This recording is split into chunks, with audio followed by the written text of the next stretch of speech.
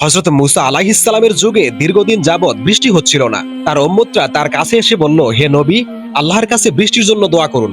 হযরত মুসা আলাইহিস সালাম সবাইকে নিয়ে নামাজ পড়ে আল্লাহর কাছে দোয়া করতে শুরু করলেন। দোয়া করার সঙ্গে সঙ্গে রোদের তীব্রতা আরো বেড়ে গেল। হযরত মুসা আলাইহিস সালাম অবাক হয়ে জিজ্ঞেস করলেন, হে আল্লাহ, বৃষ্টির জন্য দোয়া করলাম আর আপনি রোদের তেজ বাড়িয়ে দিলেন। তখন আল্লাহ তাআলা বললেন, এই জামায়াতে এমন এক ব্যক্তি রয়েছে যে 40 বছর যাবৎ আমার নাফরমানি করছে, একটি দিনের জন্য আমার অনুগত হয়নি, তার কারণে বৃষ্টি আসা বন্ধ আছে। মুসা আলাইহিস সালাম জামায়াতের দিকে তাকিয়ে সেই অচেনা অজানা লোকটিকে বের হয়ে যেতে বললেন। সেই লোকটি ভাবলো, এখন যদি বের হয়ে যাই তাহলে সবার সামনে পাপী হিসাবে লজ্জা পাবো, আর যদি থাকি তাহলে বৃষ্টি আসবে না। নিজের ইজ্জত বাঁচানোর স্বার্থে সে আল্লাহর কাছে দোয়া করলো, হে আল্লাহ, 40 বছর যাবৎ আমার পাপগুলো গোপন রেখেছেন, আজকে সবার সামনে বেয়াজ্জতি করবেন না, ক্ষমা চাচ্ছি।